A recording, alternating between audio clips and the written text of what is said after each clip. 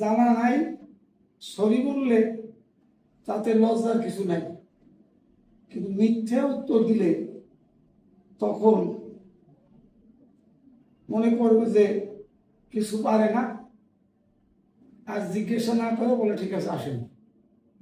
আর sorry বললে আরেকজন আর একটা প্রশ্ন জিজ্ঞাসা করবে ভাই বাবুকে, আর পরপর যদি দেখা যায় যে একজন জিজ্ঞেস করতেছে, আমি একটা দুটি উত্তর দিয়ে দিলাম, একটা দুটির উত্তর যখন সঠিক দেব তখন আমাকে আর কোনো প্রশ্ন জিজ্ঞাসা করবে না। তো প্রথমেই আমাদের ঢোকার আগে কলিং বেল আসবে, রোলং এত, যদি দরজা খোলা না থাকে ওই দরজা নিয়ে জোরালোভাবে ধাক্কা ধাক্কি করা যাবে। ওই দরজা হচ্ছে ডাইন দিকে মোড়, সব দরজাই খোলার সময় ডাইন দিকে মোড়, ওই ডান দিকে মোড় দিয়ে আস্তে ধাক্কা দিলেই দরজা খুলে যাবে। খোলার পরে ঢুকলাম, ঢুকার পরে যদি আমি দরজা আটকাতে চাই আটকাতে পারি, আর যদি আটকাবার কোনো দরকার না হয় আটকালাম না, ওই দরজা এমনভাবে আছে ছেড়ে দিলে এমনি মিশে যাবে। আটকাতে হলে ওই ধাক্কা দেওয়ার পরে বাও দিকে মোড় দিকে আটকে যাবে, আমরা আটকানো পর্যন্ত যাবো না। ওইটাকে আস্তে আমি ঢোকার পরে যখন আমি আস্তে আস্তে ছেড়ে দেবো তখন দরজা অটোমেটিক্যালি মিশে যাবে। এইবার ঢোকার আগে অনুমতি নিতে হবে, হয় may I come in sir, অথবা আসতে পারি স্যার। একটা প্রশ্ন যার উত্তর ওনারা দেবেন আসেন বা ইয়েস। এখন আমি যেই পারবো না, ওখানে আমি যাওয়ার পরে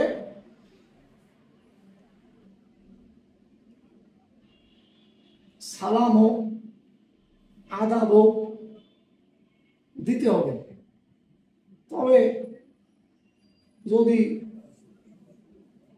মুসলমান ধর্মাবলম্বী হয় আসসালামু আলাইকুম ওয়া রাহমাতুল্লাহ, যদি হিন্দু ধর্মের অনুসারী হয় আদাব বা প্রণাম, ধর্মীয় বিধান মতে যেটা প্রচলন আছে সেটাই দিব।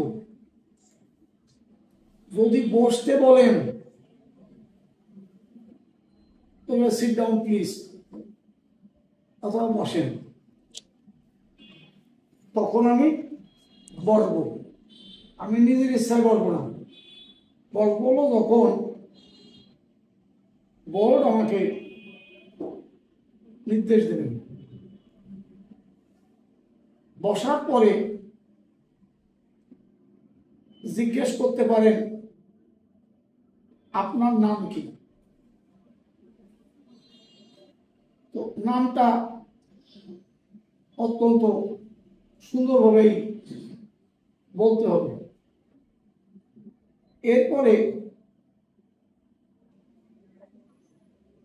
আরেকটু পরীক্ষা করার জন্য জিজ্ঞাসা করতে পারেন যে আপনার নামের অর্থ কি, আপনার নামের অর্থ কি। এটাও অনেক সময় জিজ্ঞাসা করেন যে নিজের নামের অর্থটা নিজে বলতে পারে কি না। আমার ওই নামের অর্থ ইংরেজি ভাষায় উত্তর দেওয়া লাগবে না, আরবি উর্দু হিন্দি ওই বাংলা ভাষায় উত্তর দিলেই হবে আমার নামের অর্থটা কি। এরপর জিজ্ঞাসা করতে পারে যে আপনি কোন দলের সদস্য। কখনো উত্তর দেবেন না যে আমি গোপালগঞ্জের সদস্য। আমি গোপালগঞ্জ জেলা আইনজীবী সমিতির সদস্য কি হয়েছি? হইনি। ওই আইকিউ টেস্ট করে যদি প্রশ্ন করবে আপনি কোন বারের সদস্য, উত্তর দিয়ে দিলাম যে গোপালগঞ্জের সদস্য, গোপালগঞ্জ জেলা আইনজীবী সমিতির সদস্য। আমি তো সদস্য হই নাই। এক্সকিউজ মি স্যার, আমি এখনো সদস্য হইনি। হবে গোপালগঞ্জ জেলা আইনজীবী সমিতির মাধ্যমে আমি পরীক্ষায় অংশগ্রহণ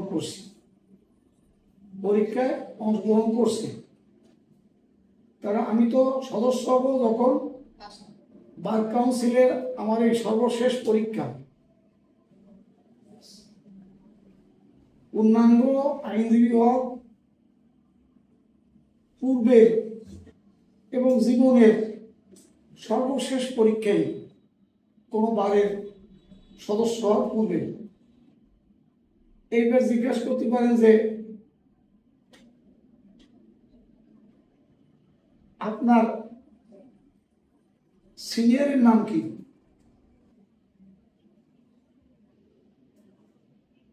সিনিয়র যারা আমার মাধ্যমে কাগজপত্র দাখিল করছেন, আমার নাম উচ্চারণ করার আগে বা যদি কারোর অন্য কোনো সিনিয়র থাকেন ওনার নাম উচ্চারণ করার আগে বিজ্ঞ সিনিয়র, যদি লার্নেড বলেন, কখনো কখনো দেখা যাবে যে উচ্চারণ হচ্ছে না, ইংলিশে উচ্চারণটা হচ্ছে না। যদি লার্নেড বলেই ফেলান তাহলে জিজ্ঞাসা করতে পারেন লার্নেড বানান করেন, লার্নেড বানান করেন, বানানটা সঠিকভাবে দেখে যাবেন। আর যদি বিজ্ঞ বলেন তাহলে আর লার্নেড পর্যন্ত যাওয়া লাগবে না। তবে বিজ্ঞ সিনিয়র এ কথা বলতেই হবে। যদি বলে আপনার সিনিয়রকে, আসবেন কি ওই এক্স-ওয়াই-জেড যে কোনো একজন বিজ্ঞ আইনজীবীর নাম বলবে, কিন্তু সত্যিকার অর্থে আমার জুনিয়র হন আর অন্য যে কোনো বিজ্ঞ আইনজীবী জুনিয়র হন, ওনার নামটা উচ্চারণ করার পূর্বে বলতে হবে বিজ্ঞ সিনিয়র জনাব অমর, বিজ্ঞ সিনিয়র জনাব অমর। সিনিয়রের সঙ্গে কয় মাস কাজ করছেন? সিনিয়রের সঙ্গে আপনাদের যখন বার কাউন্সিলে কাগজপত্র যখন দাখিল করেন তখন সিনিয়রের সাথে কমপক্ষে 6 মাস কাজ করতে হবে। তো সিনিয়রের সঙ্গে আমি 6 মাস সিনিয়রের অধীনে কাজ করছি। এখন আপনাকে প্রশ্ন করবে যে আপনার সিনিয়র কোন সাইডে প্র্যাকটিস করেন, কোন সাইডে প্র্যাকটিস করেন। যদি আপনাদের মধ্যে কেউ ফৌজদারি বিষয়ে পারদর্শী হন, ক্রিমিনাল সাইডে যদি পারদর্শী হন তাহলে বলবেন যে আমার সিনিয়র ফৌজদারি বিষয়ে প্র্যাকটিস করেন, ফৌজদারি বিষয়ের উপর। আবার যদি কেউ ক্রিমিনাল সাইড এবং সিভিল সাইড অর্থাৎ ফৌজদারি সাইড এবং দেওয়ানি সাইড দুই দিক যদি আপনারা পারদর্শী হন, বলতে পারেন যে আমার সিনিয়র ফৌজদারি সাইড এবং সিভিল সাইড দুই দিকেই প্র্যাকটিস করেন। প্রথম আমি যে বিষয়ের উপরে একটু আমি অভিজ্ঞ বা ভালো রিপ্লাই দিতে পারবো সেই বিষয়েই আগে বলা ভালো। যখনই আমি দুই সাইডের কথা বলবো তখন আমাদের দুই সাইডের প্রশ্ন করবে। একজন ক্রিমিনাল সাইডের উপর প্রশ্ন করে ছেড়ে দিলেন, আর একজন সিভিল সাইডই শুরু করবেন। আর যদি প্রথমেই আমি বলি যে আমার লর্নের সিনিয়র উনি ফৌজদারি সাইডে প্র্যাকটিস করেন, ব্যবসা বলবেন না, প্র্যাকটিস করেন, প্র্যাকটিস।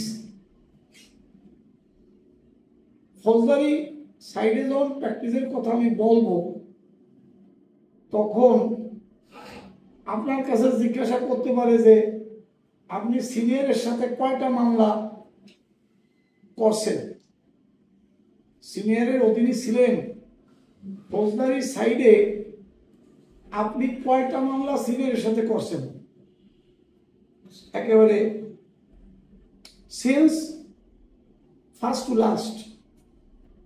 ওই যে আপনারা মামলার বিবরণ দিয়েছেন না, এই কটা ফৌজদারি মামলা সিনিয়রের সাথে করছি আর এই কটা দেওয়ানি মামলা সিনিয়রের সাথে করছি। আপনার যে মামলার রেফারেন্সেস গুলো আপনি দিয়েছেন ওই মামলার থেকে আপনার প্রশ্ন করব, যে মামলা লিড স্টক আকারে দেওয়া হয়েছে ওই মামলার থেকে জিজ্ঞাসা করবেন যে এই মামলাটা কি মামলা ছিল, আপনি শুরু করছিলেন কোথার থেকে এবং শেষ করছিলেন কোন পর্যায়ে গিয়ে, এটা জিজ্ঞাসা করতে পারেন। এখন যখনই আমি বলবো যে আমি ফৌজদারি সাইডে আমার সিনিয়রের সঙ্গে প্র্যাকটিস করছি, তখন আপনাকে বলবে যে এই ফৌজদারি আদালতকে যে প্র্যাকটিসে করছেন এই আদালতের নাম কি, আদালতের নাম কি? আদালতের নাম ফৌজদারি আদালতই। এখন বিভিন্ন কোর্টে অ্যাড্রেস করার সময় ওই ফৌজদারি আদালত তো টোটাল আদালতটার নাম। আর যখন আমরা প্রত্যেক কোর্টকে অ্যাড্রেস করি তখন বলি বিজ্ঞ সিনিয়র জুডিশিয়াল ম্যাজিস্ট্রেট আমলি আদালত 2 বলি, 3 বলি, 4 বলি, অথবা কাশিয়ানী আমলি আদালত, গোপালগঞ্জ সদর আমলি আদালত, মুকসুদপুর আমলি আদালত, টুঙ্গিপাড়া আমলি আদালত। কিন্তু আগে আমরা বলবো বিজ্ঞ সিনিয়র জুডিশিয়াল ম্যাজিস্ট্রেট আমলি আদালত নং এত, থানা টুঙ্গিপাড়া, থানা মুকসুদপুর, থানা কাশিয়ানী, আর সদর বলতে পারি শুধু গোপালগঞ্জকে সদর বলবো বিধায়, আর প্রত্যেক কোর্টকে আমি সদর বলবো, কাশিয়ানী সদর, মুকসুদপুর সদর, টুঙ্গিপাড়া থানা। কেন সদর শুধু একটা কোর্টকে বলা যাবে, সেটা হলো গোপালগঞ্জ সদর আদালত। বা আপনি আরো সংক্ষেপে বলতে পারেন বিজ্ঞ সদর আমলি আদালত গোপালগঞ্জ, বিজ্ঞ আমলি আদালত কাশিয়ানী থানা, বিজ্ঞ আমলি আদালত মুকসুদপুর থানা, বিজ্ঞ আমলি আদালত টুঙ্গিপাড়া থানা। যদি অত না মনে থাকে যে বিজ্ঞ সিনিয়র জুডিশিয়াল ম্যাজিস্ট্রেট আমলি আদালত নং এত, থানা কাশিয়ানী গোপালগঞ্জ, মেলা হয় না। যারা প্র্যাকটিস করছে, যেমন অসীম সার্বক্ষণিকভাবে প্র্যাকটিস করছে, ও বলতে পারবে। ওই যে সুজন সার্বক্ষণিকভাবে প্র্যাকটিস করছে, বলতে পারবে। আরো যারা সার্বক্ষণিকভাবে প্র্যাকটিস করছেন প্রত্যেকে বলতে পারবেন। কিন্তু যারা সার্বক্ষণিকভাবে প্র্যাকটিস করেন নাই তাদের কিন্তু ওইটুক মনে রাখা একটু কষ্টকর হয়ে যাবে। এই জন্য আপনি ওইটুকুই বললে হলো যে বিজ্ঞ আমলি আদালত গোপালগঞ্জ সদর থানা, বিজ্ঞ আমলি আদালত মুকসুদপুর থানা, বিজ্ঞ আমলি আদালত টুঙ্গিপাড়া থানা, বিজ্ঞ আমলি আদালত কাশিয়ানী থানা, বিজ্ঞ আমলি আদালত টুটালীপাড়া থানা। এটুকু নিয়ে আমার হচ্ছে। এখন আপনাদের ফৌজদারি আদালতের মামলা কোন পর্যায়ে কোন কোর্ট থেকে শুরু হয়? ফৌজদারি মামলা কোন পর্যায়ে কোন কোর্ট থেকে শুরু হয়? ফৌজদারি যে মামলা এর যে আরজি, যদি বলে যে ফৌজদারি মামলার আরজির ইংরেজি নাম কি, বলতে পারে না? ফৌজদারি মামলার আরজির ইংরেজি নাম কি বলতে হবে? Petition of complaint. Petition of complaint. Petition of complaint, PLAINT, petition of complaint. আর যদি ইংরেজি মনে না থাকে, নালিশি দরখাস্ত। নালিশি দরখাস্ত। আর যদি অত বড়টা না বলতে পারি, কমপ্লেইন পিটিশন বললেও, যদি কমপ্লেইন পিটিশনও বলি মানে তা তো নম্বর দেবে, ভুল উত্তর হবে না। নালিশি দরখাস্ত যদি বলি, ওই পিটিশন অফ কমপ্লেইন্ট। কমপ্লেইন্ট হলো আরজি। এখন যদি একটা মক্কেল আপনার কাছে কোর্টে মামলা করতে আসেন, যে আরজিটা আপনি ড্রাফট করবেন ওইটাই হচ্ছে নালিশি দরখাস্ত। তার ঘটনাটা তার মুখ দিয়ে আমি শুনবো, শোনার পরে তার ঘটনার প্রেক্ষিতে যে অভিযোগটা সে আনয়ন করতেছে, ওই অভিযোগের আলোকে যে ধারা হয়, যদি বলে যে আরজি কিভাবে সাজানো হয়, প্রথম হলো বিজ্ঞ আমলি আদালত সদর থানা গোপালগঞ্জ, এরপরে বাদীর নাম, বাদী অমক, অনুমান বয়স, পিতার নাম, থানা জেলা, আসামির একটা কলম, আসামির নাম, বয়স, পিতার নাম, গ্রাম, থানা, জেলা। এবার আরজি মানিত সাক্ষীর একটা কলম, সাক্ষীর, ওটাও সাক্ষীর নাম, বাবার নাম, গ্রাম, থানা, জেলা। এর ফৌজদারি মামলার বডি প্রথম হলো কোর্টকে অ্যাড্রেস করবো, ওই যে বললাম বিজ্ঞ আমলি আদালত অমুক থানা। এরপরে শুরু হলো বাদী, আসামি, সাক্ষী। এখন হলো ঘটনার তারিখ ও সময়। ঘটনার তারিখ ও সময়। যে মামলাটা আমি করতেছি, এই মামলাটা ঘটনা কখন ঘটছে, তারিখটা কত, এতে ইংরেজি বলা হয় date of occurrence. Date of occurrence. যখন অকারেন্সে কঠিন শব্দ বলবে যে অকারেন্স বানান করো, অকারেন্স বানান করো। এখন জিজ্ঞেস করলাম, অনেকে বলতে পারলো না, লজ্জা হয়, পাইতে পারো, এই জন্য অকারেন্স বানানটা দেখে নেবা। ডেট অফ অকারেন্স মানে যে তারিখে ঘটনাটা ঘটলো, ওটা হলো ঘটনার তারিখ ও সময়। সময়টা হলো টাইম অফ অকারেন্স, OCCURNCE, তাই না? টাইম অফ অকারেন্স, মনে করো আজকে ঘটনা, আজকে কয় তারিখ, আজকে 8 তারিখ, কালকে মামলা হবে। এখন মামলা আজকে রাত্রে ড্রাফট করতেছি, কোর্টের অ্যাড্রেস হয়ে গেছে, বাদী আসামি সাক্ষীর নাম হয়ে গেছে, ঘটনার তারিখ বান্ধারে হলো ইংরেজি আজকে এত তারিখ, বাংলা এত, যদি বাংলা সন দিতে চাই 1432 রোজ, মানে কি বারটা দিতে হবে, এগুলো সময় করার সময়। এইবার দিতে হবে ঘটনা স্থল, ঘটনা স্থল, যে ঘটনা কোথায় ঘটছে।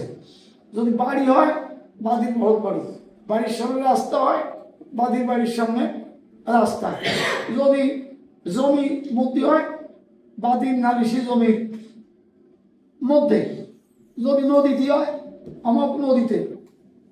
এইভাবে ঘটনাটা যেখানে ঘটবে সেখানে ওই ঘটনাস্থলের নামটা লিখতে হবে। এখন বলবে যে মামলাটা যদি আমি গোপালগঞ্জ করি, এটা বলে জুরিসডিকশন, জুরিসডিকশন মানে যে থানার অধীনে ঘটনাটা ঘটবে ঠিক সেই আমলিয়া আদালতে আমার মামলা করতে হবে। মামলা গোপালগঞ্জ সদর থানার অধীনে ঘটছে, আমি যে কাশিয়ানী কোর্টে যদি মামলা ফাইলিং করি তাহলে কিন্তু হবে না। অ্যাকর্ডিং টু জুরিসডিকশন, যে কোর্টের অধীনে ঘটনাটা ঘটছে আমি সেই কোর্টে মামলা করব, এটা হলো জুরিসডিকশন।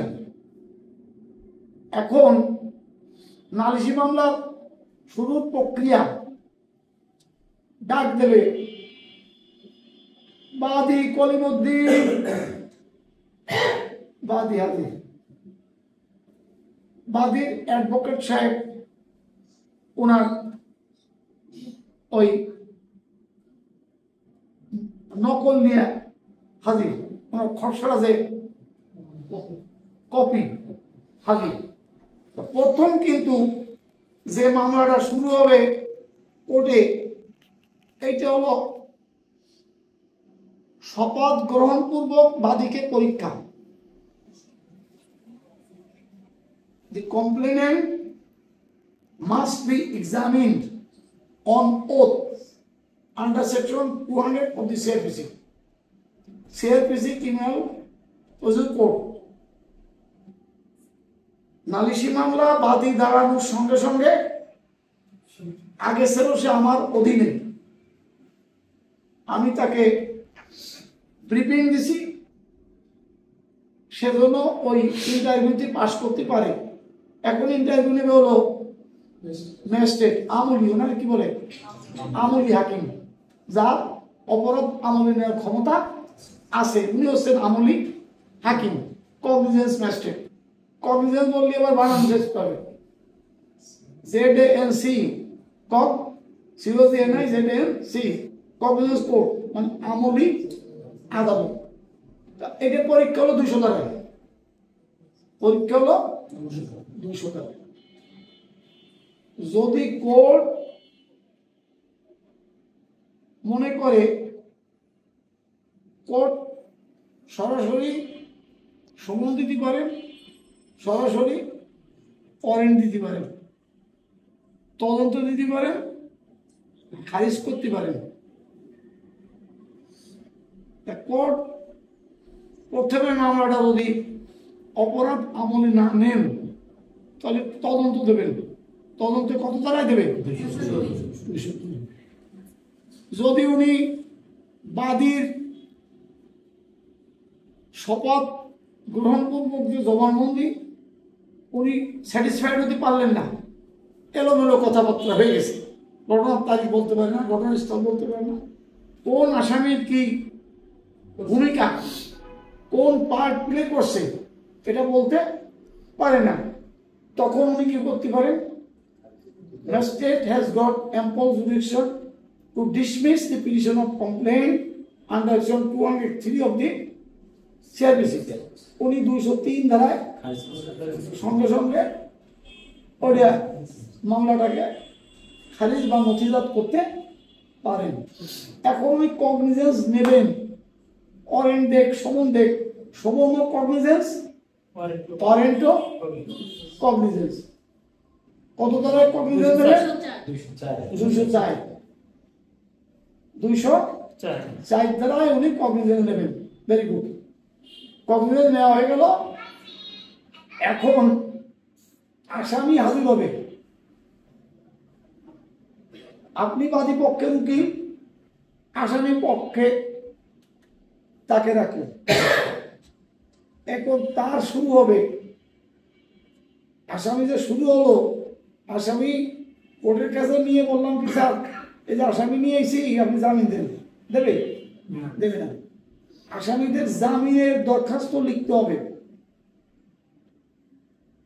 সেখানে জামিনের দরখাস্ত যদি বলে, জামিনের দরখাস্ত কিভাবে লেখে? সহজ নিয়ম হচ্ছে কি, কোর্টের অ্যাড্রেস প্রথমে ঠিক থাকবে, এবার সূত্র, এবার হলো সূত্র, ওই কাশি শেয়ার, গোপালগঞ্জ শেয়ার, শেয়ার এত এত, সূত্রের নিচে ধারা, ধারা কত, মানে ধারাটা মামলায় 10, 15, 20টা ধারা আছে, আমার অত ধারা লেখা লাগবে না। আমার লিখতে হবে অপরাধ আমল বা কগনিজেন্স কত ধারায় হয়েছে, ওই কয়টা ধারা আমার লিখতে হবে। এরপর বাদী আন্ডারলাইন, বাদীর নাম কি, বনাম, বনাম, বনাম বা ভার্সাস, ইংরেজি ভার্সাস, বাংলা বনাম। বনাম লে আসামি লিখবো, আসামির নিচে আসামি অমক। এটা আমার বডি হয়ে গেল। এইবার চাচ্ছে কি, এইবার একটু বিষয়, বিষয় বিষয় হলো সূত্রে উল্লেখিত নং মামলার আসামিগণ স্বেচ্ছায় হাজির হইয়া নিম্নলিখিত হেতুবাদে জামিনের আবেদন, নিম্নলিখিত হেতুবাদে জামিনের আবেদন। এইবার আমার লিখতে হবে বিনীত নিবেদন এই যে উক্ত নং মামলার নিম্নলিখিত আসামিগণ বিজ্ঞ আদালতে স্বেচ্ছায় হাজির হয়ে নিম্নলিখিত হেতুবাদে জামিনের আবেদন করিলেন। এইবার মাঝখানে হেতুবাদ সমূহ আন্ডারলাইন, আসামিগণ সম্পূর্ণ নির্দোষ, তাদের বিরুদ্ধে আর্জির বর্ণনা মতে আনিত অভিযোগ মিথ্যা, বানোয়াট, ভুয়া, ভিত্তি এবং মন গড়া অসৎ উক্তিতে তৈরি বটে। নেক্সট, অত্র মামলার কথিত ঘটনার তারিখ ও সময়ে এই আসামিগণ আর্জির বর্ণনা মতে কোনো ঘটনা ঘটার নাই বা উক্তরূপ কোনো ঘটনাও ঘটে নাই। যদি থাকে যে এই মামলায় দণ্ডবিধি আইনের 379 বা 80 এই 2 ধারা ব্যতীত অন্যান্য সকল ধারা জামিনযোগ্য, অতএব ফৌজদারি কার্যবিধি আইনের 496 ধারার বিধান মতে তারা জামিনযোগ্য ধারার আসামি হিসেবে জামিন পাওয়ার হকদার বটে।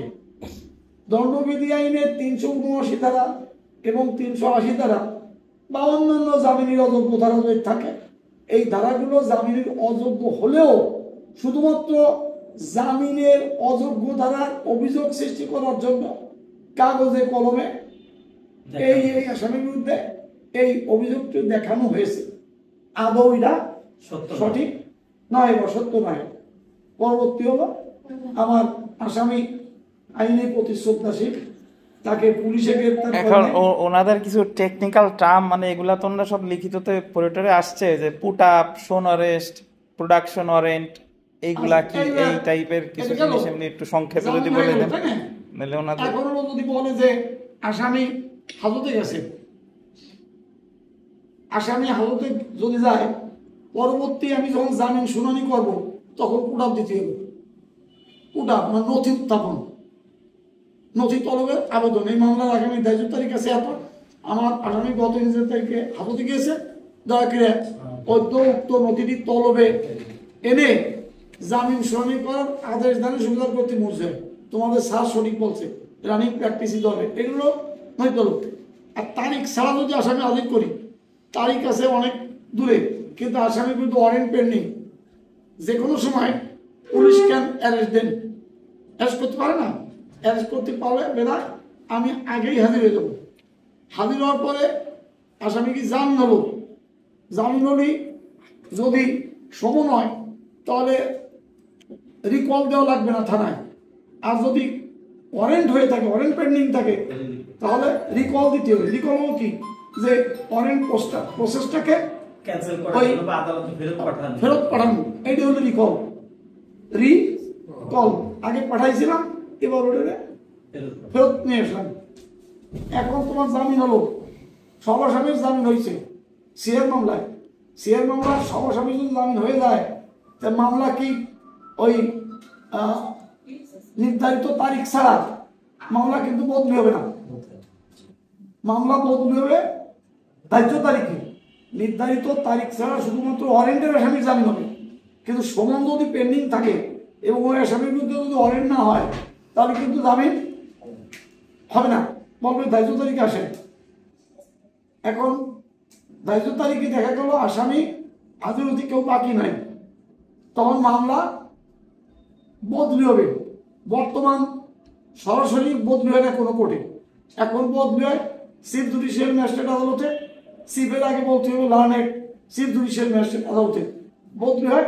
ওইখান থেকে ওই এখতিয়ার সম্পন্ন ম্যাজিস্ট্রেট যে যে ধারার বিচার করতে পারেন তার কাছে সেই মামলা পাঠানো হয়। ওই বিচার ভাইলে আবার একটা পুনঃজামিনে আবেদন করা লাগবে, যে আমার আসামি জামিনে আছে, বিচার ভাইটি মামলা বদলি আসছে, পুনঃজামিন দিলে সে জামিনের শর্ত ভঙ্গ করবে না, কোর্ট তাকে পুনঃজামিন দেবে। পুনঃজামিনের পরের তারিখ অভিযোগ গঠন শুনানি, বাদী পক্ষকে বলেন আপনি কোন কোন ধারায় এই আসামিদের বিরুদ্ধে চার্জ করবেন। চার্জ মানে কি, অভিযোগ। এই অভিযোগটা শুরু হয়েছে গঠন ওই 241 থেকে, 241 থেকে।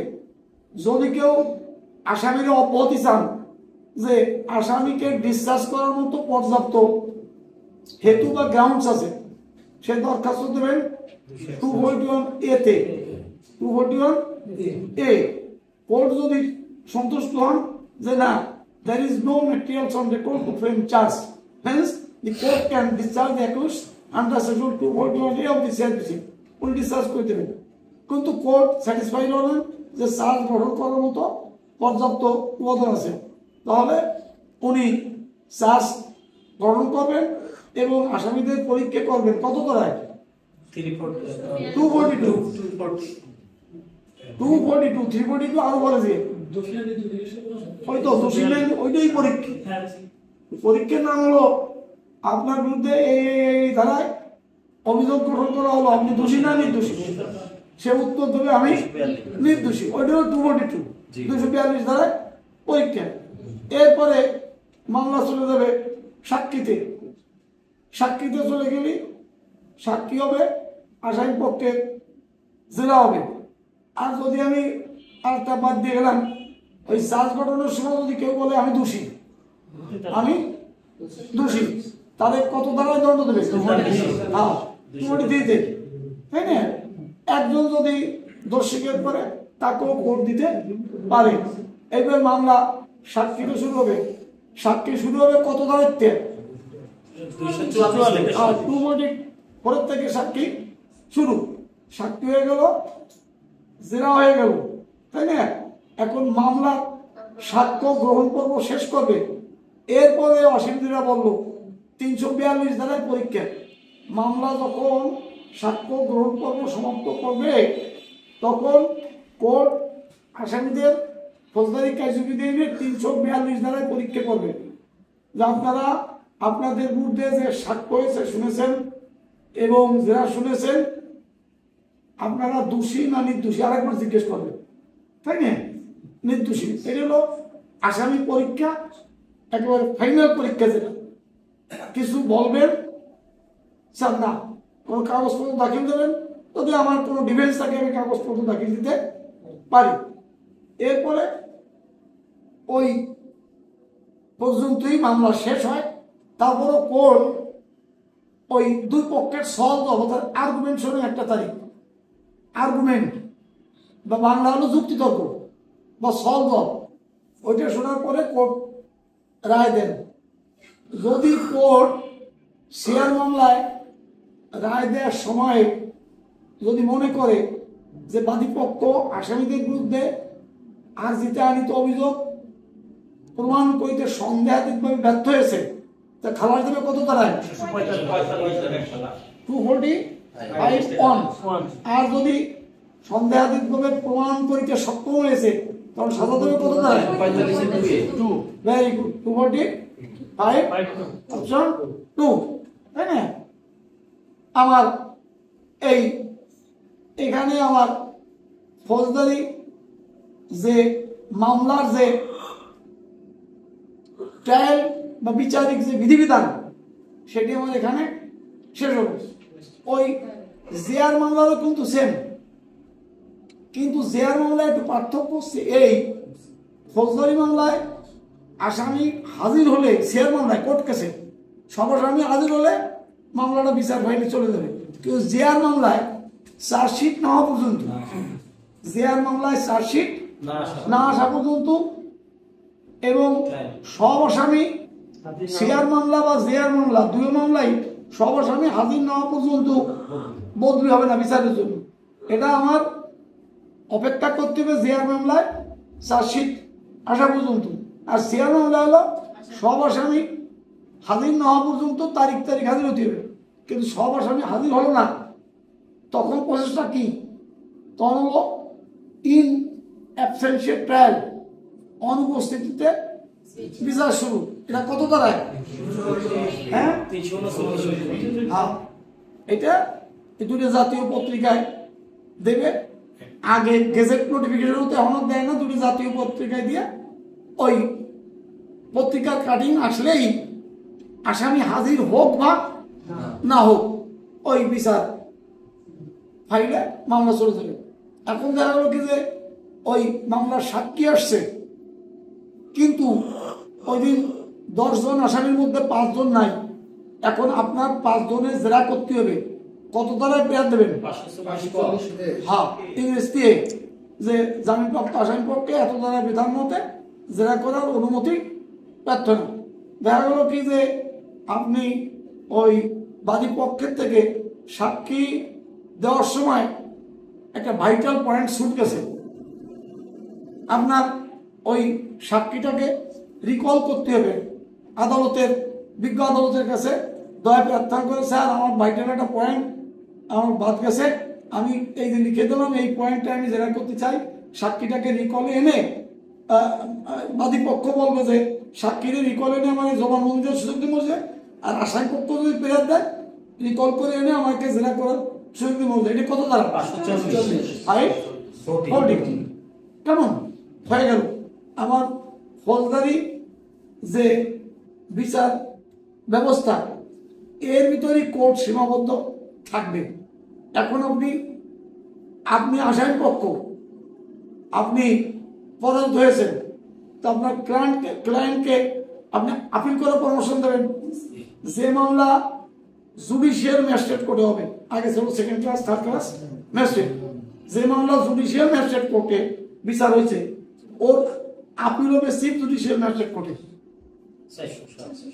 407 বিচার হয়েছে জুডিশিয়াল ম্যাজিস্ট্রেট, আর যখন সিনিয়র জুডিশিয়াল হবে সিনিয়র তখন ম্যাজিস্ট্রেট ফার্স্ট ক্লাস, সাবেক magistrate first class, senior judicial magistrate বা এডিশনাল চিফ বা চিফ যে কোটাই হোক, ওনারা যদি কোনো সাজা দেন তার আপিল হবে, কিন্তু কেউ জেলাও দায়রা জজ বলেন না,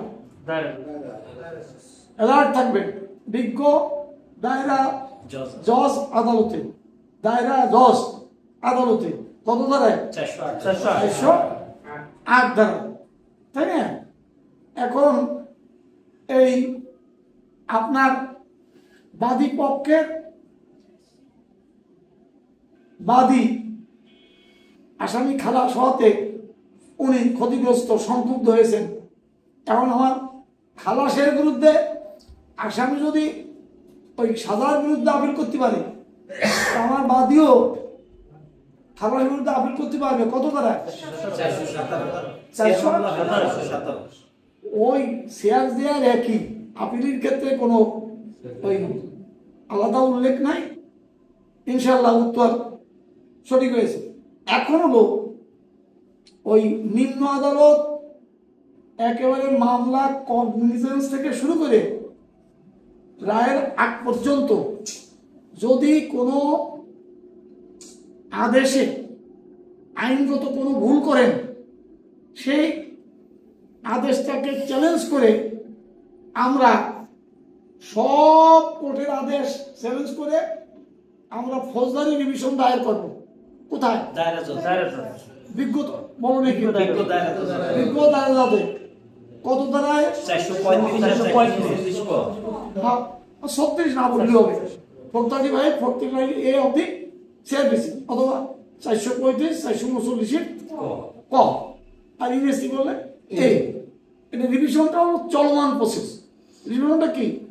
চলমান প্রসেস। আমি যদি কোনো আদেশের দ্বারা ক্ষতিগ্রস্ত হই, আমি রিভিশন করতে পারবো, আমি রিভিশন করতে পারবো, তাই না?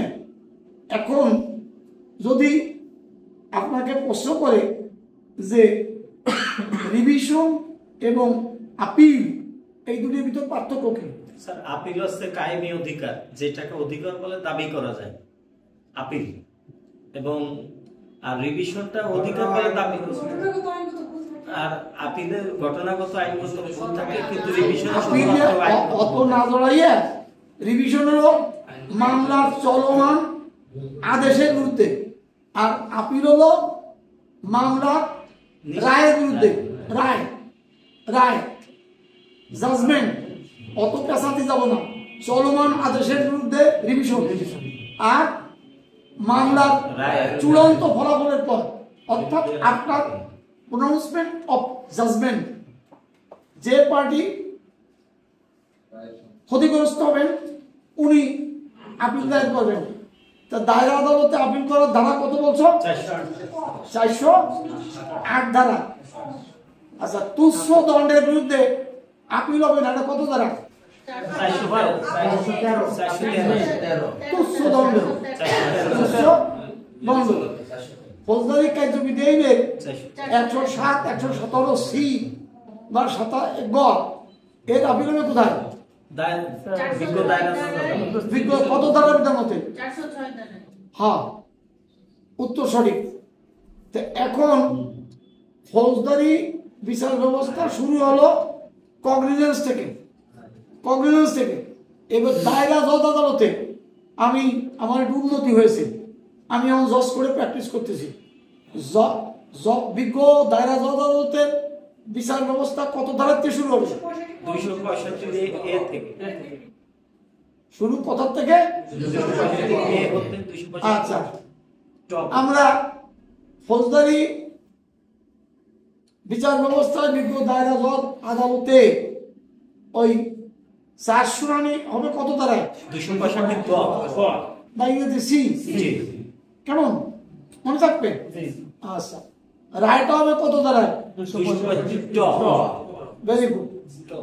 এইবার যদি বিজ্ঞ দায়রা জজ সাহেব যে কোনো রায় দেন, সংক্ষুব্ধ পক্ষ, ক্ষতিগ্রস্ত পক্ষ বিজ্ঞ দায়রা জজের রায়ের বিরুদ্ধে আপিল করবে কোথায়? কত ধারার বিধান মতে?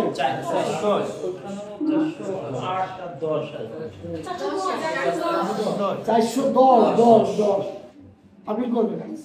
যদি যুগ্ম দায়রা জজ মানে জয়েন্ট সেকশন জাজ উনি যদি কোনো রায় দেন, আপিল কোথায় হবে? না, যুগ্ম দিলে আমি দায়রাতে 5 বছর এক্সিট যদি না করে, অতিক্রান্ত যদি না হয়, তাহলে আমি এই জায়গায় করতে পারি, তাই না? এখন এই নারী ও শিশু নির্যাতন দমন ট্রাইব্যুনালের রায়ের বিরুদ্ধে মহামান্য হাইকোর্টে কি হবে? আপিল। আপিল, ঠিক আছে, ঠিক আছে, তাই না? এখন হলো ওই যদি ধরে কেন উচ্চ আদালতে যারা প্র্যাকটিস করেন বড় বড় বাঘা বাঘা আইনজীবী ব্যারিস্টার, ওরা ওই উচ্চ আদালতের আইন কানুন নিয়েই বেশি ঘাটাঘাটি করেন। এই নিম্ন আদালতে তোমাদেরকে যে প্রশ্ন করলাম এই প্রশ্ন ছাড়া বাইরের কোনো প্রশ্ন জিজ্ঞাসা করবেন না, এর ভিতরে জিজ্ঞেস করবে ইনশাআল্লাহ, বাইরে যাবে না। তবে জিজ্ঞেস করতে পারে অনেক সময় একটু ধারার উপর জিজ্ঞেস করতে পারে যে এই দণ্ডবিধির যে হার্ট মানে আঘাত এটা কত ধারাতে শুরু হয়? 20। যদি লাঠির বাড়ি এবং সাধারণ জখম হয় কত ধারা? সাধারণ জখম 23, লাঠির বাড়ি 24, হয় 23। Any injury caused by blunt weapon follows the time it comes under the purview of section 323 simple in nature caused by blunt বলতে ওই সব ব্লান্টের লাঠি করে, লোহার রড দিয়ে দিলেও ব্লান্ট, আমানের ডাটি দিয়ে দিলেও ব্লান্ট, রড দিয়ে দিলেও ব্লান্ট, শাবল দিয়ে দিলেও ব্লান্ট, ব্লান্ট ব্লান্ট। যদি দেখা যাচ্ছে যে লাঠির আঘাত এবং সাধারণ জখম এটা আসবে 323। লাঠির আঘাত, শাবলের আঘাত, ওই খুন্তার আঘাত, কুড়োলের উল্টো পিঠির আঘাত, ধারালু অস্ত্রের কোপ না, যে কোনো আঘাতের ফলে ওই ফ্র্যাকচার হয়েছে, হাড় ভাঙছে, এটা কত করে হবে? 325। এই 325টা আমরা নিশ্চিত হবো কিভাবে? ওই এক্সরে প্লেট আছে কিনা এবং এক্সপার্ট যিনি উনি অপিনিয়ন দিয়েছেন কিনা যে হ্যাঁ তাই এই হাড় ভেঙে গিয়েছে, তাই না? আর ধারালু অস্ত্রের কোপ, কাশি হোক, সুরা হোক, বটি হোক, রান্দা হোক, আগদা হোক, সেন্দা হোক, ছুরি হোক, ইভেন টিন দিয়েও যদি কুচাইয়া কাটি, তাই না? যদি এটা কাটা জখম হয় সিম্পল সাধারণ কাটা জখম কত হবে? 324। আর যখন কাটা যখন গুরুতর হবে ডাক্তার লাগবে বোন কাটিং ইনজুরি, বোন কাটিং ইনজুরি, এটা কত হবে? 326, তাই না? এই 326-এর সাথে আমরা যে 307 দেই ওটা কি? ওটা হত্যার চেষ্টা, মানে যে কোপটা দিচ্ছে 307, 323 সাথে হতে পারে, 24 সাথে হতে পারে, ওই 25 সাথে হতে পারে, 26 সাথে হতে পারে, with a view to kill, with a view to kill. If any injury is caused, it comes under the purview of section 307, 307. এখন বলতে পারে as regard theft, তাই না? 379 এবং 380 এর পার্থক্য কি?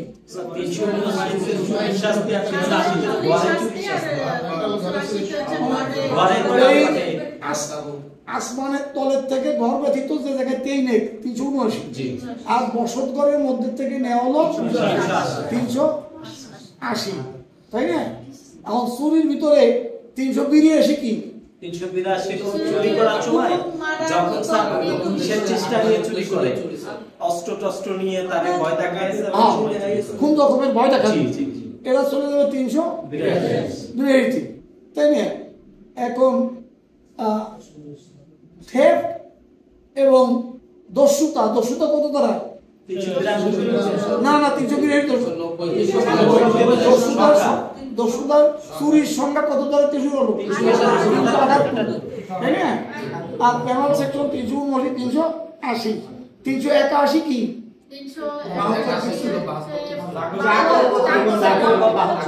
বৃত্ত, তাই না? আর দস্যুতা শুরু হলো কোন জায়গা থেকে? 390 থেকে। দস্যুতার পেনাল সেকশন কোনটা? 392, 392 ডাকাতির সংজ্ঞা কোন জায়গা 91 ডাকাতির পেনাল সেকশন কোনটা 95 ওই ওই যদি বলে যে what is the difference between robbery and dacoity এই দর্শকতা এবং ডাকাতির পার্থক্য কি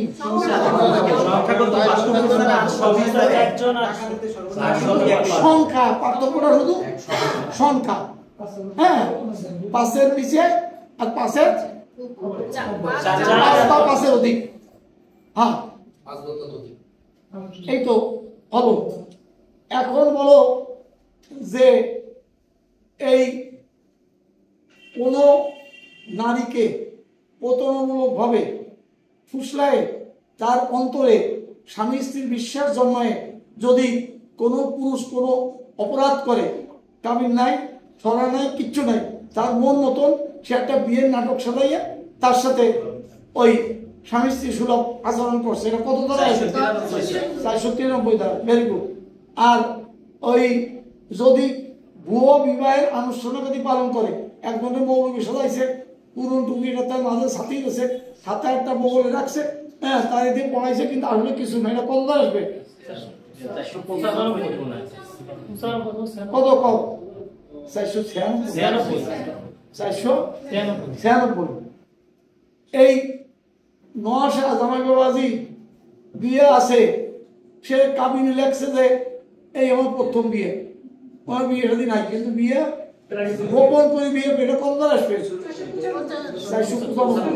concealment of first marriage concealment of first marriage নারীকে জিজ্ঞেস করতে পারে যে স্ত্রীর বিনা অনুমতিতে যদি বিয়ে করে এটা কোন আইনের কত দ্বারাই মামলা হবে 1961 সালের মুসলিম না যৌতুক এটা হলো মুসলিম পারিবারিক আইন এটা আইয়ুব খান তৈরি করে গেছে তৎকালীন পাকিস্তান 1961 সালের মুসলিম পারিবারিক আইনের 6.5 ধারা 6 ধারা 1961 সালের মুসলিম পারিবারিক আইনের 6.5 ধারা 6.5 ধারা কেমন এখন হলো এই সব রানিং প্রশ্ন এই আপনার কাছে বাদী নিয়ে আসছে মহিলা তার স্বামী ওই যৌতুকের তার কাছে যৌতুক দাবি করছে শুধু যৌতুকের দাবিতে হয়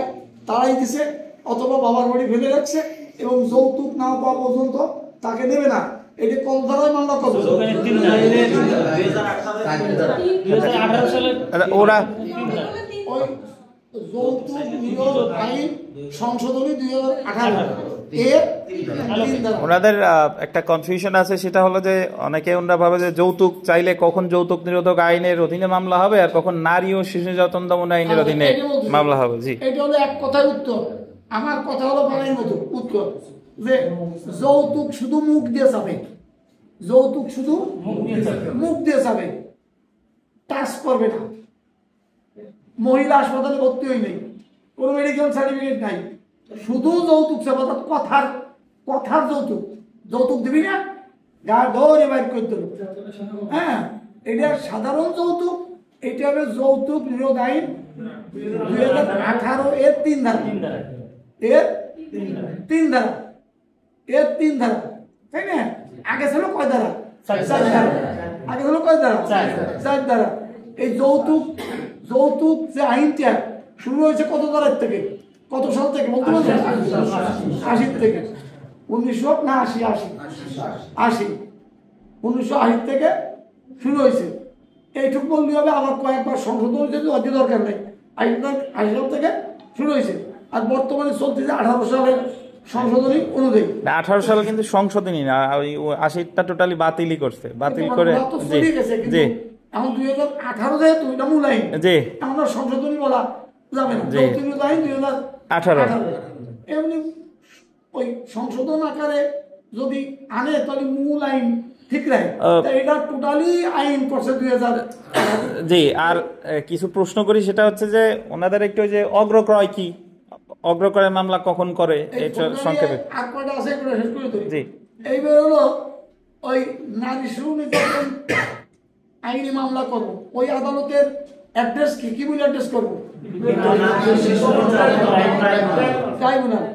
এখন যৌতুকের মামলা করব ওইখানে যে যৌতুকের দাবিতে ভাঙছে পিটাইছে, যৌতুকের দাবিতে পিটাইছে, হাত ভাঙছে, পা ভাঙছে, বা ঘুষিয়ে রেসলিংয়ের মতন ওই মধুর কামড়ের মতন একবারে ওই টেমা করে ফেলছে, এইটা যে সার্টিফিকেট একটা হলি হলো, যদি সাধারণ রকম হয় 11 গ, সাধারণ রকম হলি 11 গ, সেটা কিল বাড়ি সিম্পলি না স্যার। কিন্তু যদি বলে যে মেডিকেল সার্টিফিকেট ছাড়া কি ট্রাইব্যুনালে মামলা হবে না, যৌতুকের 3 করতে মেডিকেল সার্টিফিকেট লাগবে না, কিন্তু যৌতুকের 11 গ যদি করি মেডিকেল সার্টিফিকেট লাগবে।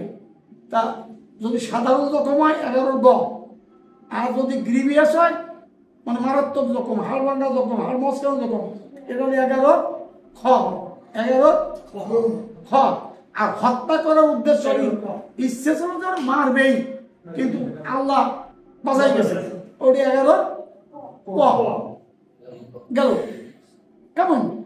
এবং এর উপরে আর যাবে না, এইটুকু জিজ্ঞেস করতে পারে, এখনো বলতে পারে এই রিসেন্ট এই যেটা হলো সংশোধন 11 গ সংশোধন করিয়া ওই জুডিশিয়াল পাওয়ার দিয়েছে, যে আদালতে 3 ধারার মামলা করি ওই আদালত 11 গ মামলা নিতে পারবে, কিন্তু মাথার ভিতর থাকতে হবে যে ওই 11 গ মামলা করতে হলে যদি ওই আদালতে আমি করি শুধুমাত্র মেডিকেল সার্টিফিকেট আসবে ওই 323 বা 324, 300 মানে সাধারণ জখম যদি হয় তাহলে ওই কগনিজেন্স কোর্টে সংশোধন দিয়ে দিয়েছে মামলা ওই জটলা কোয়াবার জন্য।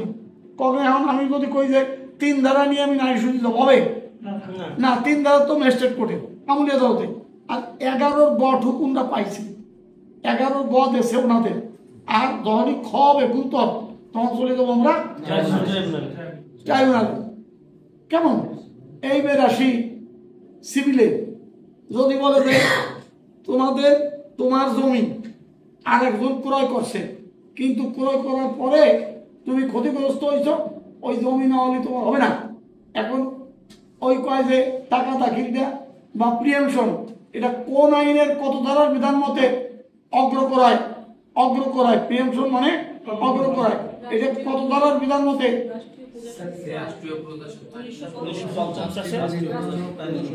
সুনির্দিষ্ট ধারা 96, এইটা আমরা টাকা দাখিল দেব, তাই না? আচ্ছা, এই সিভিল কোর্টের কিন্তু জুরিসডিকশন আছে যে কত লক্ষ টাকার মামলা হলে কোন কোর্টে হবে, কত লক্ষ টাকার মামলায় কত টাকা কোর্ট ফি দিতে হবে, কোনটা সাধারণ কোর্ট ফি, কোনটা ফিক্সড কোর্ট ফি, কোনটা অ্যাডভান্স কোর্ট ফি, এইগুলো সব একটু বলছো না? হ্যাঁ, আচ্ছা। যদি বলে সুট ফর পার্টিশন অর্থাৎ বাটোয়ারার মামলা, কি বাটোয়ারার মামলা? বাটোয়ারার মামলা হলো যৌথ সম্পত্তি, যদি কেউ গায়ের জোরে ভোগ দখল করতে চায় তাহলে ওই দুর্বল ব্যক্তি বা সবল ব্যক্তি, যে কোনো ব্যক্তি কই যে আইনি যোদ্ধাশীল, সে বাটোয়ারার মামলা করে এবং কোর্ট কর্তৃক ওই বাটোয়ারার মামলায় চাহান দেবে, অর্থাৎ ভাগ বাটোয়ারা করে সাক্ষী, জেরা, আর্গুমেন্ট, জব, এই সব কিছু মিলে কোর্ট নির্দিষ্ট করে দেবেন। অ্যাডভোকেট কমিশনার কাকে বলে?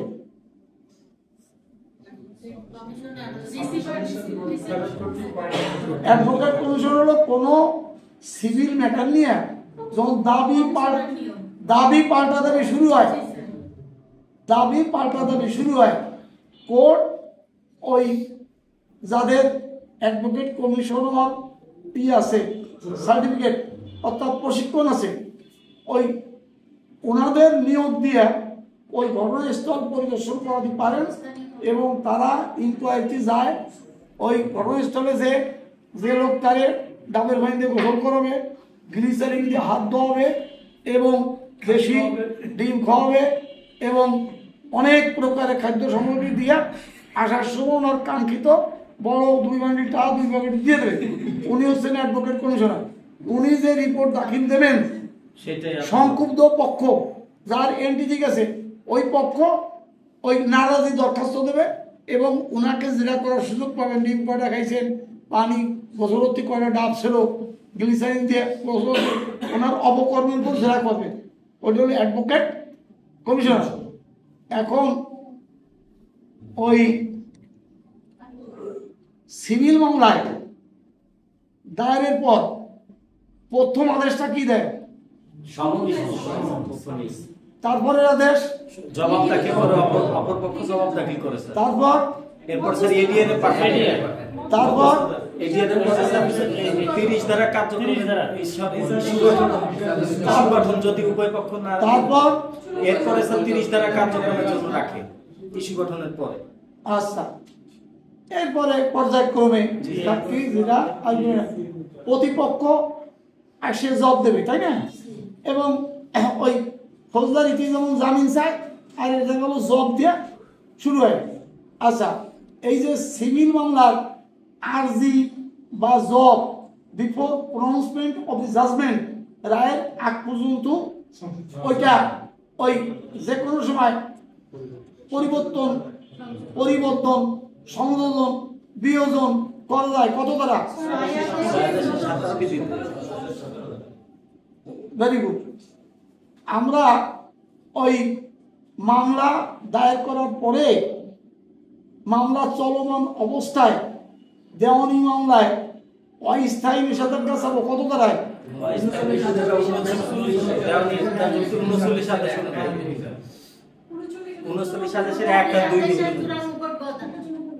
Order 39, Rule 1 and 2 and Section 151 of the CPC। এই কয়টা মিলিয়ে আমরা মামলা চলতিকালীন অবস্থায় ওই অস্থায়ী অন্তর্বর্তীকালীন যাই বলি নিষেধাজ্ঞা চাবো। ওর যদি নিষেধাজ্ঞা না দেন, নিষেধাজ্ঞার আগে কি দিতে পারেন? ওই যদি নিষেধাজ্ঞা, তো নিষেধাজ্ঞার মামলা না, কিন্তু দেওয়ানি মামলার ক্ষেত্রে বলছি, মানে অন্তর্বর্তীকালীন নিষেধাজ্ঞা না দিয়ে ওর কি দিতে পারেন? নিষেধাজ্ঞা দিল না, একটা স্ট্যাটাস দিতে পারেন, স্থিতি অবস্থা, যে আপাতত স্থিতি অবস্থায় একটা আদেশ দিলাম। শোকজ আদেশ তো প্রথম হয়ে গেল। শোকজ আদেশ, শোকজে বিবাদী হাজির হলো না, কোনো রিপ্লাই দিল না, কোর্ট সরাসরি ইনজাংশন দিয়ে দেবে। কিন্তু হাজির হয়েছে, কিন্তু বাদীর আশঙ্কা যে যে কোনো মুহূর্তে তার বেদখল করতে পারে, যে কোনো সময় তার ক্ষতি হতে পারে, সেরকম কোর্ট ইচ্ছে করলে একটা স্ট্যাটাস স্থিতি অবস্থায় আদেশ দিতে পারে, তাই না? স্থিতি অবস্থায় আদেশ দিতে পারে।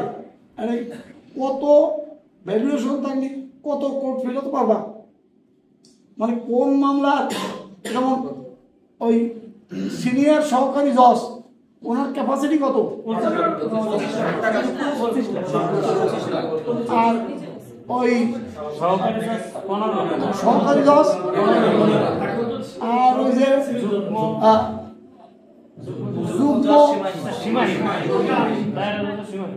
আর অতিরিক্ত ওই না জেলা, এবার জেলা বা দাঁড়ায় যাওয়া যাবে না, যখন সিভিলিয়াস সব জায়গায় জেলা, যুগ্ম জেলা, হ্যাঁ, কিন্তু দায়রা বলা যাবে না। আবার ওই সিভিল আর্জি করার সময় বা সিভিল কোনো প্রসিডিংয়ের সময় ওই জাজ সাহেবকে দায়রা বলা যাবে না, বিজ্ঞ জেলা জজ, বিজ্ঞ অতিরিক্ত জেলা জজ, বিজ্ঞ যুগ্ম জাজ, বিজ্ঞ সহকারী জাজ, হ্যাঁ, এইগুলো তোমাদের মনে থাকবে না? আচ্ছা, যদি বলে যে বাটোয়ারার মামলা যখন পার্টি করবে তখন কি ওই বাদীর দখল থাকা কি প্রয়োজনীয়? সত্য থাকতে হবে। দখল নাই বিদায় তো আমি মামলায় আসলাম, দখল থাকলে তো আর আমি বাটোরায় আসতাম না, তাই না? আচ্ছা, এখন বলি যে যে মামলা আমরা যে কোনো সিভিল মামলা করব, যে কোনো সিভিল মামলার সাথে আমরা অস্থায়ী বা অন্তর্বর্তীকালীন নিষেধাজ্ঞার আবেদন করতে পারবো। এখন হলো সরাসরি নিষেধাজ্ঞার মামলা করতেছি, সুটপথ পার্মানেন্ট ইনজাংশন, এটা কত ধারার জন্য?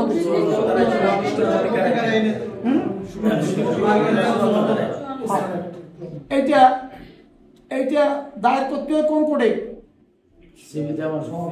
দেওয়ানি আদালতে। কোথা থেকে শুরু হবে? হ্যাঁ, বিজ্ঞ সহকারী জজ, বিজ্ঞ সহকারী জজের আদালত থেকে শুরু হবে। কেমন? এই টাকার মামলা কোথায়? টাকা টাকা অর্থঋণ আদালত, অর্থঋণ আদালতে। অর্থঋণ আদালতে মামলা করে কারা? ওই আর্থিক লেনদেনের বিষয়ে, আর্থিক লেনদেনের বিষয়ে ব্যক্তির অধিকারে প্রতিষ্ঠানেরও অধিকারে, তাই না? অর্থঋণ মামলায় রায় ডিগ্রি হলো, রায় ডিগ্রি হওয়ার পরে কি আদেশ হয়? জারি। হ্যাঁ, জারিতে যদি যে প্রপার্টি ওই ব্যাংকের কাছে মর্গেজ ছিল তাতে ওই টাকা রিকভারি হয় না, তখন কি করবে? তখন ওই যার বিরুদ্ধে প্রতিকার চেয়েছে তার অন্য কোনো প্রপার্টি আছে কিনা সেইখানে হাত দিয়ে ওইটা আবার আর্জির সংযুক্ত করবে এবং ওইটি আবার জারি দেখাবে। অত ব্যাংকের ঋণ কেউ আনবে না।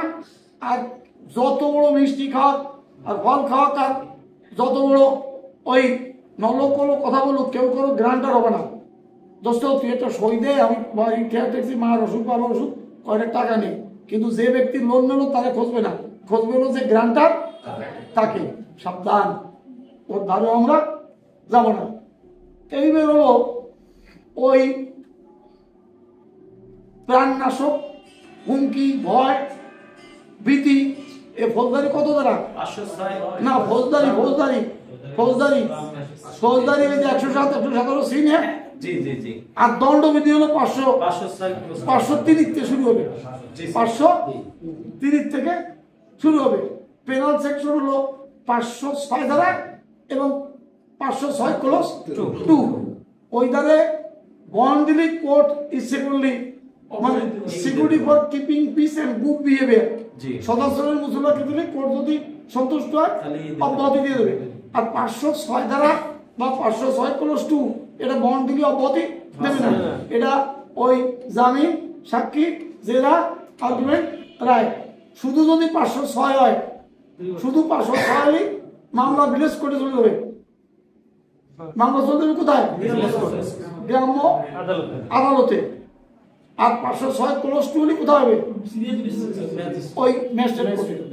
আচ্ছা, এই থেফটের সর্বনিম্ন আর্থিক ভ্যালু কত? না, এবার বাড়াইছে, 5 লাখ টাকা। এবার হলো কোর্টে মামলা করতে হলে সর্বনিম্ন 80,000। থেফট, চুরি চুরি চুরি চুরি, ওই যে আমরা মামলা দিই না, অমুক আমার সেল নেছে, অমুক আমার বডি নেছে, অমুক আমার কান বলা ছিঁড়ি নিয়ে গেছে, কানের লতি ছিঁড়ে গেছে। হ্যাঁ, একবার সর্বনিম্ন ভাবে আমার 80,000 টাকা ওই আর্থিক ক্ষতি হতে হবে। আর আসামির পরিমাণ যদি 10-এর ঊর্ধ্বে হয়, 10-এর আসামির পরিমাণ 10-এর ঊর্ধ্বে, মোর দ্যান 10, সেখানে ভ্যালুয়েশন কম হলে কোনো সমস্যা হয় না। কিন্তু যদি 10-এর নিচে হয় এবং ওই ক্ষতির পরিমাণ 80,000 টাকার নিচে যদি হয়, তাহলে কিন্তু মামলা চলবে ভিলেজ কোর্টে। কেমন? আচ্ছা, স্পেশাল পাওয়ার অ্যাক্ট, বিশেষ ক্ষমতা আইন হয়েছে কত সালে? 1974 সালে বিশেষ ক্ষমতা আইন। বিশেষ ক্ষমতা আইন এত খুব বড় আইন, বড় ধারা, বড় সাজা ওই আইনের টাইটেল নামটাই জিজ্ঞেস করতে পারে। বিশেষ ক্ষমতা আইন 1974 বা স্পেশাল পাওয়ার্স অ্যাক্ট 1974, কিন্তু আর এর ওই বেশি যাবে না, ওই ডিফে যাবে না। অস্ত্র আইন কত ধারায়? এর প্যানেল সেকশন কি? 19 এ 19 এ 19 এ, তাই না? এও বোধহয় যাবে না, কারণ নতুন আইনজীবী তো, নতুন আইনজীবী কি অত বড় ধারা ধরবে না, ধরবে নেই যেই সহজগুলো ক্রিমিনাল প্র্যাকটিসের ভিতরে সীমাবদ্ধ থাকবে, তাই না? খালাসের বিরুদ্ধে আমরা আপিল করবো কত ধারায়? সে তো জিয়ার, এ খালি একদম উপরে থাকে। জিয়ার মামলায়, থানার মামলায় যদি রাষ্ট্র আপিল করবে, রাষ্ট্রের প্রতিনিধি পিপি আপিল করবে, পিপি কত ধারায় করবে? Very good. পিপি করলো না, এই বের তোমারটা পিপি করলো না, তো আমি কি ঘরে বসে থাকবো? তখন আমি করবো, আমি করবো। আপিলের মেয়াদ কতদিন করে আপিল করতে হবে? হ্যাঁ, আমরা করলে পিভিও করে নাই, আমিও করি নাই, পরবর্তী রেমেডি কি? রিভিশন। ওই সিভিল মামলায় ওই ফৌজদারির মতন ওই চলমান যে কোনো আদেশের বিরুদ্ধে সিভিল ডিভিশন কত ধরে হবে? Civil division, very good. Civil মামলা ট্রান্সফার করে নেবো, জজ পছন্দ হয়েছে না, উনি মাল যে কোনো পর্যায়ে ওই অধিক সন্তুষ্ট হয়েছেন অবৈধ প্রক্রিয়ায়, মামলা সিভিল ট্রান্সফার করার ধারা কত?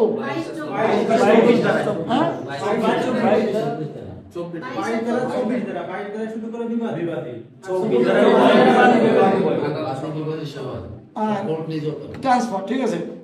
ফৌজদারি মামলা ওই ম্যাজিস্ট্রেট কোর্ট পর্যন্ত, অর্থাৎ চিফ জুডিশিয়াল ম্যাজিস্ট্রেটের কাছে ওনার অধীনস্থ যে সমস্ত হাকিমরা ওনার অধীনস্থ, তাই না?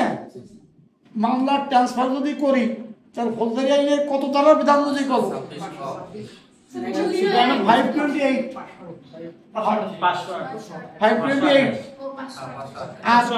আর বিজ্ঞ দায়রা জজের মাধ্যমে মামলা ট্রান্সফার করে নেবো, ওইটি হলো 526। ওইটি হলো 526। আসামির দুটো দণ্ড একই সাথে ওই একাধিক ধারায় তার সাজা হয়েছে, ওই সাজা একসাথে চলবে কত ধারায়? 35। হ্যাঁ, 35 ধারায়। হ্যাঁ, 35 35 ধারায়। উত্তর সঠিক হয়েছে, তাই না? এখন হলো ওই রিট করে কত ধারায়? 451 আর সংবিধানের ভেরি গুড, এটি গেল, তাই না? এখন হলো এই তোমাদের যা প্রস্তুতি আমি দেখলাম, আমি প্রশ্ন করার পরে যে উত্তর তোমরা দিতে পারছো, তোমরা যোগ্য স্যারের যোগ্য স্টুডেন্টস, এইগুলো যারা কোচিং কোথাও করে না বা শুধু কোচিং করছে কিন্তু ওই প্র্যাকটিসিং ক্যাপাসিটিতে তাদের টিচার শিখায় নাই, তোমরা যে উত্তর দিছো না, আইনজীবীদের মধ্যে শতকরা 90 জন উত্তর দিতে পারবেন না।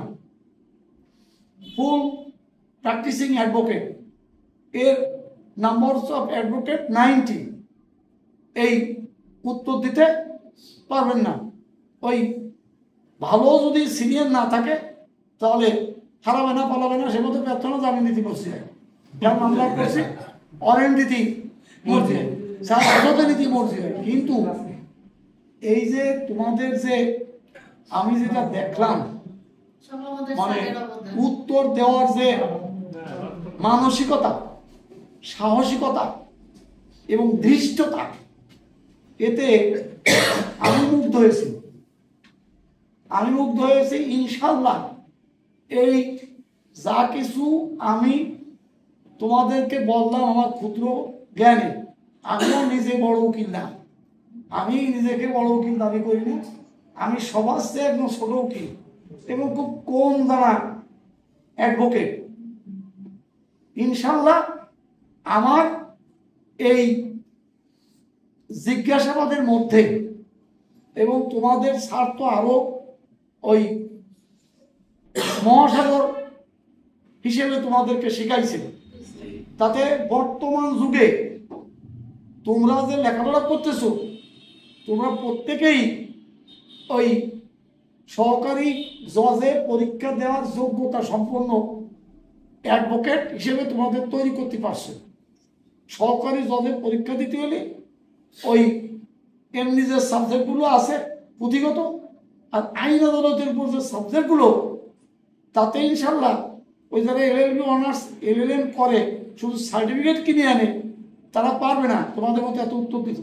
আর যারা প্রকৃত লেখাপড়া করে আসছে ইউনিভার্সিটি থেকে, ল ফ্যাকাল্টি থেকে, তারা কিন্তু পারবে। তা আমি তোমাদের সকলের জন্য, যারা আছে এবং যারা নাই, প্রত্যেকের জন্য আমার অন্তরের অন্তঃস্থল থেকে মহান রব্বুল আলামিনের দরবারে তোমরা ভাইবাতে যাবা। আমি যাই নামাজে দাঁড়ায় নামাজ শেষ করে তোমাদের সকলের জন্য 2 রাকাত নফল নামাজ পড়ে আমি ইনশাল্লাহ ওই তোমাদের সবাই যেন তোমরা কৃতজ্ঞ হতে পারো। মা বাবার বা পরিবার পরিজন বা অনেকের সন্তান সন্ততি আছে, হাজবেন্ড আছে, সবাই মন যা তোমরা খুশি করতে পারো এবং আল্লাহ যেন তোমাদের সকলকে কৃতজ্ঞ তৌফিক দেন। আমি তোমাদের জন্য এই দোয়া করব।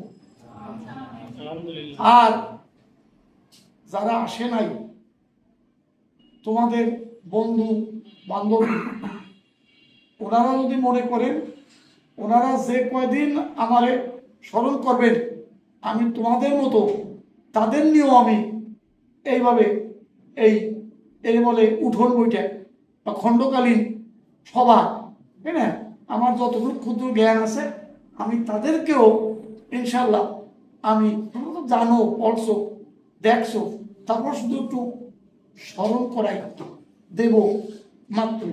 স্মরণ করাই দিলে ইনশাল্লাহ তোমাদের আর ভুল হবে না। এবং যা কিছু আমি বললাম আল্লাহর রহমতে এর মধ্যে থেকেই প্রশ্ন হবে। ও খালি একটা যিনি বলে রিভিউ কারে পায়,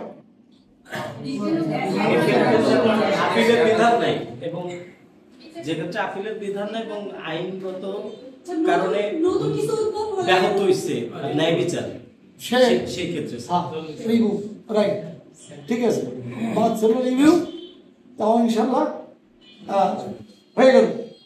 এরপরে হলো যারা ভাইবাতে লাইনে আসেন, ক্যান্ডিডেটরা বেরোচ্ছে, অনেক সময় পঙ্গপালের মতন দৌড়ে উদ্ধারে যায়, এ ভাই কি জিজ্ঞেস করছে, কি জিজ্ঞেস করছে, তাই না? দৌড়ি লাগবে না।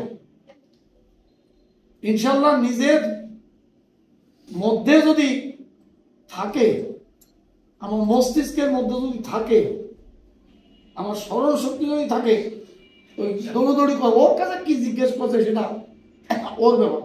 তারপরেও যদি কোনোভাবে তোমার কানে আসে যে এমন একটা প্রশ্ন জিজ্ঞেস ওকে করছে, ওই উত্তরটা দিতে পারে না, সঙ্গে সঙ্গে স্যারের কাছে ফোন করবা। যদি পারো স্যারকে পাচ্ছ না, আমার কাছে ফোন করতে পারো, আমি সঙ্গে সঙ্গে উত্তরটা বলে দেব। কিন্তু মানুষের ভিড়ের মধ্যে ঠেলে ওখানে যে তোরে কি জিজ্ঞাসা করছে, যে না পারে সে আবার বেরোয় এসে ভুল মানে উত্তর দিতে পারে নাই, সে যে মন উক্তিতি কয় যে আমার এই জিজ্ঞেস করছে, এই করছে, ওই খালি খালি যে আমি তো যাচ্ছি কিন্তু তোরে কিছু ভ্রান্ত ধারণার ভিতরে রেখে যায়, যা মনে আছে তাও যাতে ভুলে যাস। যাই হোক, আজকের মতে সবাই যে প্রস্তুতি, এই প্রস্তুতি যেন ওই ভাইবার দরজায় শুধু না, ভাইবা শেষ নেওয়া পর্যন্ত যেন স্মরণে থাকে। এবং ইনশাল্লাহ আমি আরো দোয়া করলাম সারা জীবনের জন্য যেন স্মরণে থাকে। সকলের উপস্থিত অনুপস্থিত এই কোচিং সেন্টারে যারা আছে প্রত্যেকের জন্য ইনশাল্লাহ শুভকামনা থাকলো। এবং প্রত্যেকের জন্য আমি আবারও রিপিট করলাম, ইনশাল্লাহ আমি পরাণ ভরি দোয়া করবো যাতে আল্লাহ পাক তোমাদের প্রত্যেককেই হাসি মুখে এই যে বার থেকে আসছো বা যে যেখানে প্র্যাকটিস করার জন্য নিয়োগ করছো সেখানে যেন হাসি মুখে যোগদান করার তৌফিক দান করে। আমিন আমিন আমিন সুম্মা আমিন। লা ইলাহা ইল্লাল্লাহু মুহাম্মাদুর রাসূলুল্লাহ সাল্লাল্লাহু আলাইহি ওয়াসাল্লাম।